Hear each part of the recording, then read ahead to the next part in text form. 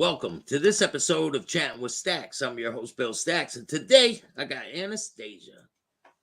Hello. Hi there. How are you doing? I'm all right. Thanks for having me. So today is I Married a Psychopath.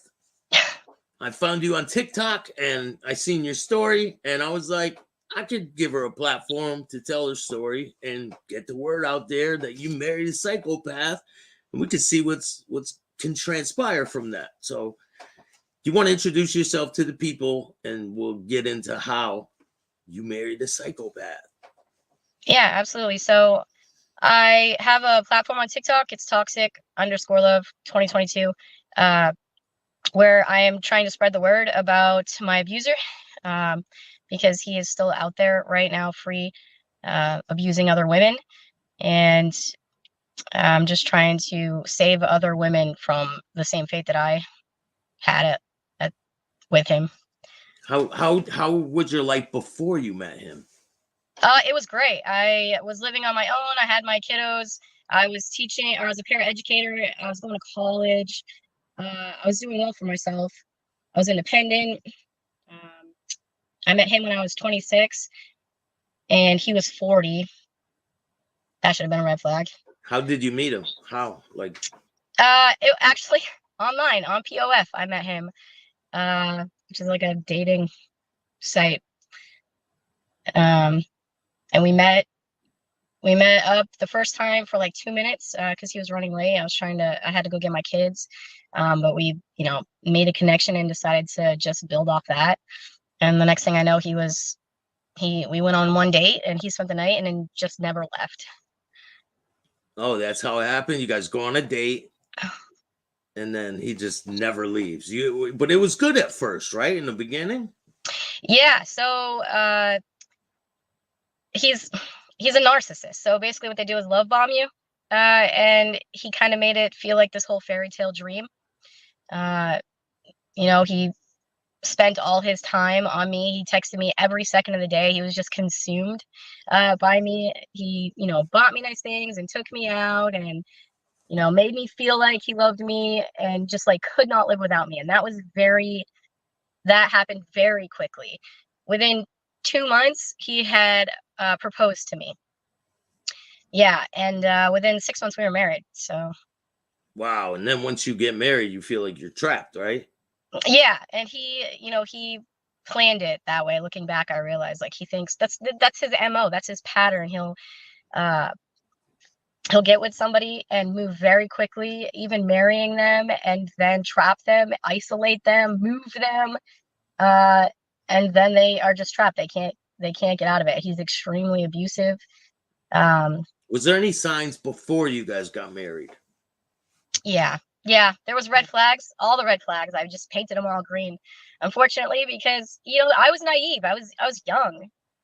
He had already been married once, and she was his first survivor. He tormented her for a long time, but everything he said to me was lies. He told me he was a police officer before I met him, and that made me feel like really secure with him, thinking, oh, he was a police officer. He was a prison guard at one time. Like, this isn't upstanding citizen. Within, I don't know, a month, he got served at my house with a no contact order, and it was from his previous wife and kids, saying that he did really horrible stuff, like killed their animals, threatened to kill them, destroyed their stuff. And that was immediately a red flag. And I was like, okay, what's he saying? Is he talking bad about them to you? Yeah. So he's telling me that it was all lies. She's crazy. That was his saying. She's crazy. And my kids drank her Kool-Aid. That was his like favorite saying, because they were, his kids were not on his side, didn't want anything to do with him. They were older. So I was like, hey, listen, I'm feeling uncomfortable. I want a reference. Maybe I want a background check. I want a reference. So he went and got his background check, and he showed me that. And it was, there was something minimal, but he was able to talk that away. He introduced me to the police of the chief of police where he lived. And he's like, here, this is my best buddy. He'll tell you I'm a good guy. And I remember, I have a playlist on TikTok where I go through all of this. And I remember saying, like, if you could describe him in one word, what would it be? And the guy, he just looked at me and he's like, intense. Like that was the way he described him. And that should have been a red flag too. He didn't have anything else to say about him other than that. And this is before you married him. Yep. Yeah. So, but I was like, okay, you've got some references, no real issues with your background. So, like I said, I painted all the red flags green. I had never experienced a narcissist, and he's a malignant narcissist, the worst of the worst. So within a couple months, he had me isolated from all my friends, all my family. He moved me to a different state. We were supposed to get married in like July, which would have been like 8 months, but he pushed that back, or he pushed it up further, and we ended up getting married in May.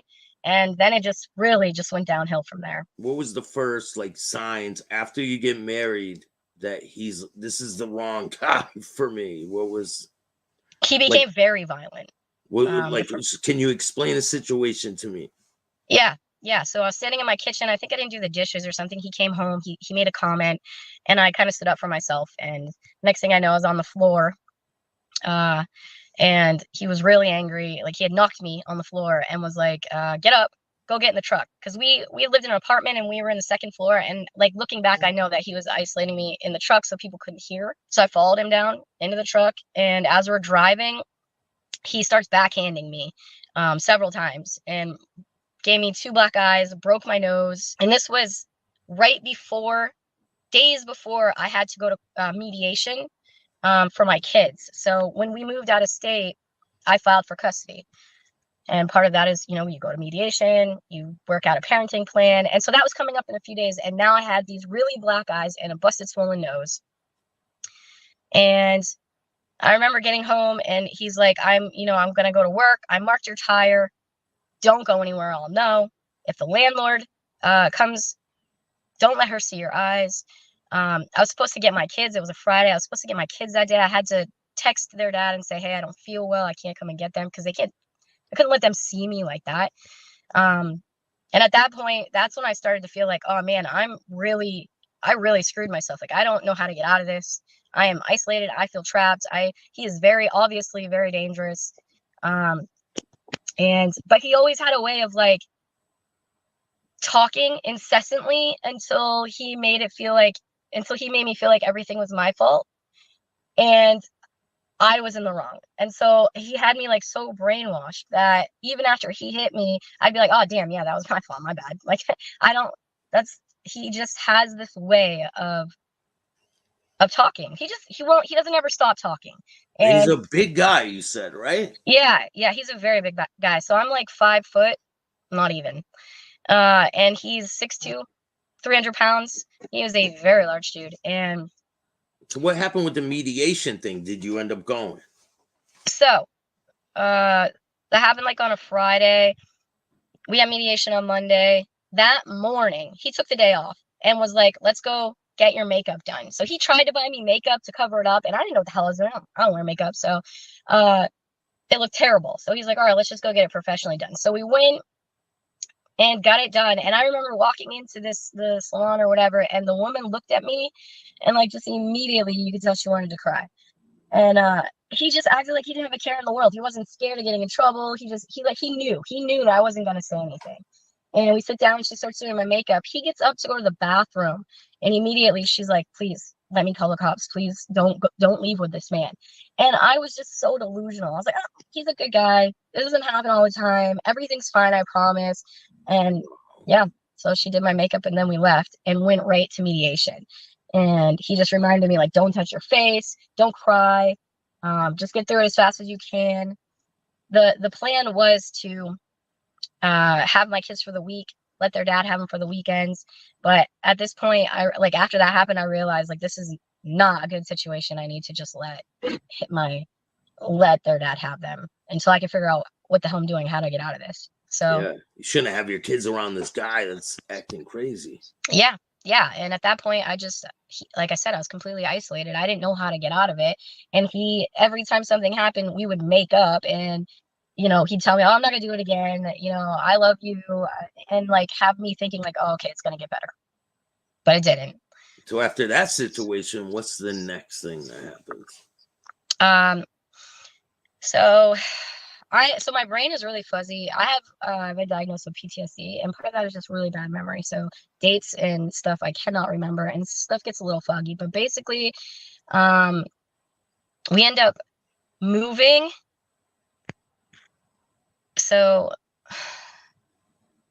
I can't even remember right now. Are you guys arguing a lot during this time?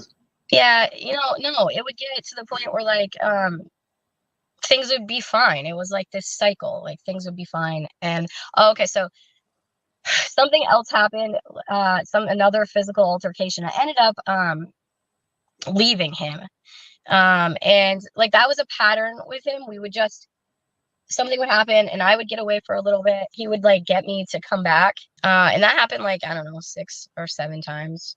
But you're lonely, right? You got no one else. Well, and I loved him. This guy's like telling you all this stuff. Like, I'm not gonna do it again, and you're thinking it'll be better next time, right? Yeah. So before that, before we were even in that apartment, we had been living with his like when we moved from New Hampshire, when he had me move to Maine, we ended up staying with his cousin before we even got into that apartment where all that stuff happened. But we ended up moving from Waterville, I think it was, to Augusta. And there was like another big altercation in Augusta where I tried to leave him. All right, so after that incident with the mediation, we went through this cycle where he would get like so I found out afterwards that he was bipolar, but I didn't know that at the time when I was with him. And so he would go through these cycles where he would get manic, and then we'd have these big incidents again. So another time was when we lived in Augusta, Maine. He was upset with me, and over just minuscule stuff. It was not even worth remembering. But I remember one day he came home and he had brought divorce papers home, and I was like, all right, cool, I'll sign them. I was like, in my head, I was like, I can get out now. He had wrote a letter and wanted me to read it. And I was just I laughed after reading the letter because it just said the same shit, like how he loved me and he wasn't going to hurt me again. And this was after he'd already hung me off a bridge head first. He'd already pinned me to the ground with a butcher knife. He was beating me with belts, whipping me with belts on my ass, like just awful, like just constant, like a cycle of abuse. And then we'd make up and then things would be okay. And then it was just another thing. So he brought home the divorce papers. I was like, I'll sign them, I'll get out of here. And I read the letter and I laughed because it was just instinctual. And he was so mad. I remember him being so mad about that, that he started screaming. And he's like, you didn't even sign the divorce papers right. I didn't know what the hell I was doing. I'd never been divorced like him. And he was ripped up the papers. And he knocked me to the ground and he dumped water on me and he started kicking me in my ribs and screaming at me and was like, get up. Tonight's the night you're going to die. Go get in the truck. And as I got up, I started following him out and my instincts took over. And as soon as he got that door open, I booked it out the front door and it was nighttime and there was construction workers working. And I ran to them and just like collapsed. He jumped in his truck and took off. And they called 911. I looked up and I saw him like taking off and I was like, okay, I'm good. I can go back to the house. And at this point, I was like, I knew I wasn't going to get away. I knew it was just going to keep happening. And so I was like, okay, I'll just go back to my house and live my life like nothing happened. But the cops were called. They showed up and I'm sitting on my front steps and they're trying to talk to me like, Anastasia, what's going on? What happened? I was like, nothing. Everything's fine. He's like, you're soaking wet. You're beat up. Like, what's going on? And I was like, I don't want to talk about it. In my head, there was no point because I was not going to get away from him. And they went in my house. My door was open. So they walked in and found mail and found his name and found my name on the mail. And they're like, we could go find him right now. And I was like, there's nothing I can do about that. And the cop was just like got an attitude with me. He was upset because I wouldn't help him. And he's like, well, if you're not going to help yourself, then we're not going to help you. And then they took off. And I was like, all right, whatever. And that was it? Yeah. And then he texted me. And I was like, yeah, you're good. You can come back home. Like, I was just so trapped. There was no, people don't understand. Well, why don't you just leave? What am I going to do? What am I going to do? I have nothing. I had no friends. I had no family. I had no money. Like, and he's just going to stalk me. That's what he did. I would try to leave. There was a couple of times I tried to leave. Went to a DV shelter. He showed up at my work, begging me to come back home. I won't do it again. I love you. And the thing is that I loved him so much. I never loved anybody in my life the way I loved him. And so I just kept giving him chance after chance after chance, you know, and until the next incident happened where in the same house, he was angry at me for another stupid thing. And he chucked you remember when Dunkin' Donuts came out with those giant coffee mugs, giant plastic coffee mugs? Yeah. I remember, like, he bought me flowers and put it in that mug one time he always bought me flowers to say sorry. And it was sitting on our table, and, like, he was getting really angry, and so I was, like, trying to back away, and he picked up that mug filled with water and flowers and chucked it at me, and it hit me right in the head, and I bit through my tongue, and I kinda, like, passed out real quick. It was, like, just for a split second, and I was able to, like, get myself back up and go sit on the couch, but I remember looking at him and, like, his face, like, the fear that washed over his face, like, "Oh, shit," you know, like, "Maybe I just went too far," you know? Not that he gave a shit about me. Am I allowed to swear on here? Yeah, yeah. Alright. Not that he gave a shit about me, but, you know, I knew that he was worried he would get in trouble. And so he came over, "I'm sorry, you know, I lost my cool. You make me so angry. It's because I love you so much." Oh my fucking god. Anyways, so he put me to bed, packed me in ice like he always did, and, like, you know, laid with me and apologized, and, like, that's where when you're in like, I was trauma bonded to him, so when you get with, like, an abusive person, you get this trauma bond where, like, it's like an addiction. So you know, something bad will happen, and then when they start to care about you, take care of you, you know, tell you how much they love you, it's like this dopamine rush. And so he would hurt me, and I would be scared, but as soon as he, like, started to apologize, I would feel that high, like, okay, he does love me, you know, and it gives you that rush or whatever. So it makes your brain really chaotic.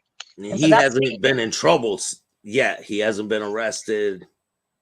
Oh man, yeah, he had been I arrested. mean, with you. Yeah.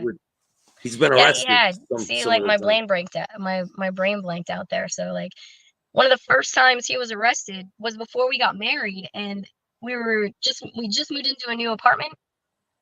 It was the very first night, and he got upset at me about something, and I don't, you know, I'm not, like, really comfortable. Like, he was yelling at me about something, and I was like, okay, well, I don't really want to do this if you're gonna freak out or whatever. He's like, all right, well, give me back my ring. I backed away because he, like, came at me, and I backed away, and I sat in a chair, and he, like, took the chair and, like, smashed it against the window that was behind me. Smashed the window, and then he's like, I used to be a cop. I can get you arrested. Like, he was just so angry because I was like, I want to take a break. And he was so angry. He's like, I'll show you. I can get you arrested. And he called the cops. And he's like, yeah, you know, my girlfriend's being belligerent. She hit me. She's drunk. Come arrest her. So the cops came. He stole my phone. They interview me. And I was like, I just told him I wanted to take a break. And I didn't put my hands on him. I clearly wasn't belligerent. And I was like, and he took my phone. And so they go and talk And to that's a him, and I can crime. hear That's a them. crime if they said they take your phone and you're Yeah. not able to call the police, right? Yeah. And I Yeah. can hear them talking. And they're like, do you have her phone? No, I didn't take her phone. And he's in the bathroom at this point. They're talking in the bathroom. And the officer's like, can I check the bathroom? And sure enough, my phone was hidden behind the toilet. And they're like, okay, well. And while we were waiting for the cops, he picked up my printer and my TV and threw it down the stairs. And then went down to the bottom of the stairs, picked it up, and chucked them both over. Like, right across the street was a river, like right on the other side of the street. Walked to the other side of the street and chucked them both in the river. They found one of them and were like, okay, obviously you're the abuser here. And they took him to jail. So he got So arrested for when calling they the take cops. him to jail, are you thinking, okay, this is it? Like, I'm able to break free now? No, because that was an incident that happened very early on. And immediately I was like, I texted him on his way to jail because I was already, like, delusionally, like, in love with him. Yeah. And I was like, oh my God, I can't believe you did that. And the cop saw the text and called me and was like, don't call him again. You're not allowed. You guys aren't allowed around each other. If you do, I'll arrest you. And I was like, oh, okay. So here I am thinking, like, okay, I love this person and now I can't be around him. And then we just got an apartment. I was like, now I've got to figure out my life. And the very next morning he called me and was And like, there's a restraining order at this yeah, point, right? yeah. But the next morning he called me and he's like, I'm sorry, won't do it again. Let's go to my cousin's house and in Maine, because we were in New Hampshire. That way we could see each other because we weren't allowed to see each other in New Hampshire. And I was having issues with my kid's father at the time. So he's like, you should just file for custody anyways. But before I met him, I was fine with my kid's father. We had a good relationship. And as soon as I met him, it started to deteriorate really fast. Because of him, because of the way he wanted to treat the situation, right? Yeah, he didn't want me talking to him at all. He's like, my kids were like, I don't know, 3 and 6. He's like, they can communicate between the two of you. You don't need to talk to them. I was like, which obviously is not the case, but he's like, you shouldn't have to talk unless it's absolutely necessary. I don't want you texting with him. And so that really started to just ruin our relationship. A lot of jealousy. Yeah, exactly. So what's after you move to Maine and then that situation with the construction workers and all that? What happens next? So I ended up just going back. But then after the issue with the flowers, I left him. I was like, I gotta get out of here. I'm gonna die. Like, I really felt like I was close to just being murked. And I was like, I have to figure it out. So I called, when he went to work the next morning, I called the domestic, like the shelter. Yeah. I was like, I need help. I don't know what to do. Because I was feeling very desperate at that point. So they put me up in a hotel. But I was still texting with him. And so there's no way you're going to get away from your abuser if you're still in contact with them, because they just hoover you right back in, right? They just talk to you to death until they've got you convinced that it's never going to happen again. And that's exactly what he did. And I was like, okay, but I'm not going back to that house of horror. Like, I don't want to go back there and have to relive what you did to me every day. He's like, it's fine. I'll find another house. And this was the pattern. He would beat me. And when I tried to leave him, so twice I had been in a domestic violence center at that point. And then he'd find a new home. So Augusta, that home was what he found after he beat me in the last home and I wouldn't go back to it. So he did this again. He found a home in Leamington, Maine. He's like, it's a new scenery. You know, we're not going to do these things. We'll go to therapy. He never went to therapy, but I moved with him. And I think that was in 2016, but don't quote me on that because and it escalates. Things escalate at this point, right?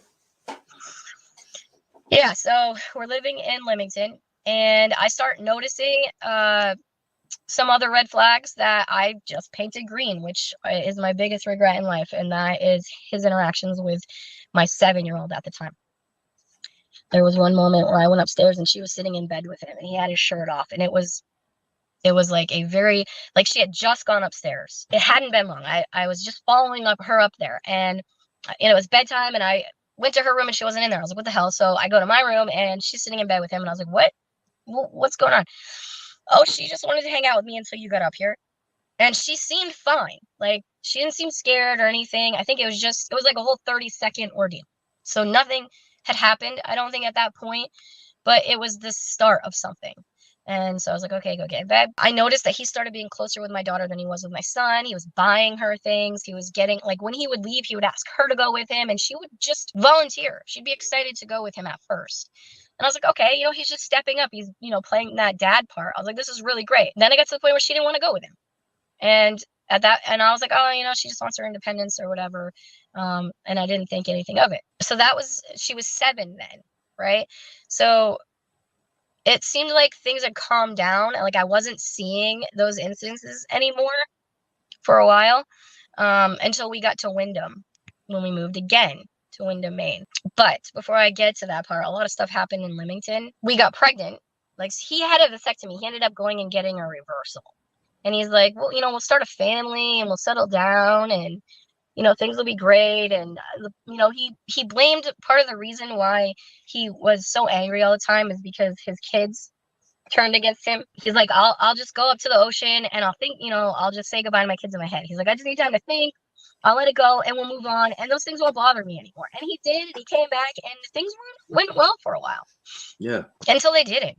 So he would have these mood swings that I was starting to figure out at the time. And I remember even saying, like, are you sure, you're not bipolar? And he had me thinking that I was the bipolar one. I was the crazy one. To the point where he had me go get evaluated, and it ended up being severe PTSD is what I had, because I couldn't remember shit. I was making a lot of mistakes, and he would get really angry about that stuff. I would forget things all the time.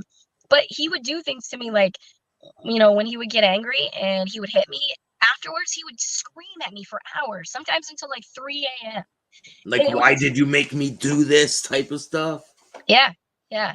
You don't ever look past your arm. You're like leaves in the wind, like just saying stupid shit, making me think like it was my fault.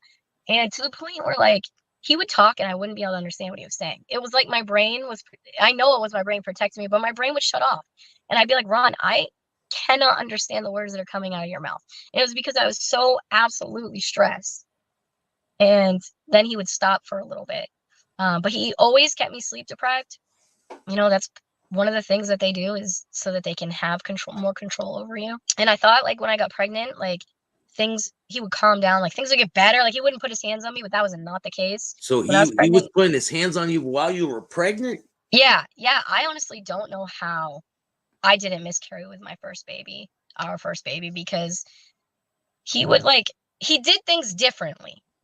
So he would hit me, but with like, he wouldn't hit me in the head. He would hit me with pillows, which I don't know if you know, like, I don't know if you've been hit with a pillow by someone who was like 3 times your size, but that shit still hurts. And he would like just wallop me really hard and like knock me to the ground and knock me over. He'd take his house shoes with the hard bottoms, like these. Yeah. And he'd hit me like in the head, or he'd try to hit me in the head, but I put my hands like on my head. So I'd have bruises all over the tops of my hands and shit from just like him hitting. He'd throw things at me. So he did things differently when I was pregnant. And he would choke me and stuff. I remember he choked me. He knocked me to the ground and choked me when I had just gotten pregnant with my daughter, and I decided to leave him again. But this time I went to our neighbors. She had been our neighbor, but she had just moved. So she was down the road a little more. She wasn't right next door. And I stayed with her for like 6 weeks. And the whole time he's like, get rid of that baby. If you don't, I'll take care of the problem. Just threatening me. And I was able to get away from him for 6 weeks, which is a long time for, you know, my situation. Before it had only been a couple days each time. And that was probably like the 6th time I had tried to leave him. But did he get arrested when you were pregnant? Nope. I never called the cops on him. I couldn't do it because I still loved him. I didn't want him to get in trouble. But I remember calling the cop to have a cop there when I moved my stuff out that time. And he followed me around the house, like this close to me, just standing behind me, screaming at me. Like I was just letting him do it. I was getting all my stuff. But he ended up getting me to come back after 6 weeks, promised me he'd go to therapy. And he did. We did go to therapy, but it only lasted like twice because he challenged the therapist, and the therapist raised his voice, so he walked out. He's like, I'm never going back. But I kept going to that therapist, and I remember him being like, you've got to get out of this situation. You are not going to survive this situation. Oh, because you're telling him the truth on what's going on. Yeah, he would too. We did go to a couple different therapists. It just never lasted long. And he would tell them everything he did to me. Don't they have to call law enforcement if they hear something like that's going on? Don't they have to notify law enforcement? No, I think only if they're minors, because they never did. But he would tell him. He'd tell him he'd hit me, he'd hurt me. Like, he'd go into detail, and the therapists would be like, you guys need to break up. And obviously he wasn't having that. So while we were still living in Leamington, we're still going through these patterns. He wanted to have another kid. And I was like, no way in hell. I'm not having so you already have the first kid, right? Yep. You have the kid, and how is he treating the kid? At first, he was great. You know, he was all about appearances anyway. So anytime we went out in public, he was like dad of the year. He was like really sweet on her, but he couldn't handle her crying. He'd be like, you need to go take care of her, or I will myself. And like, it was never, you know, it was a threat. Like, he could not handle her crying. If she cried in her crib, the second she cried, my body, before my brain even turned on, my body was out of bed rushing to her, because I knew he would lose it if he had to hear her cry for more than 2 seconds. You ain't doing shit. You're the victim. I'm gonna tell you, you better not take that threat, because when I find you, you ain't gonna like the repercussions. Stay right at that hospital.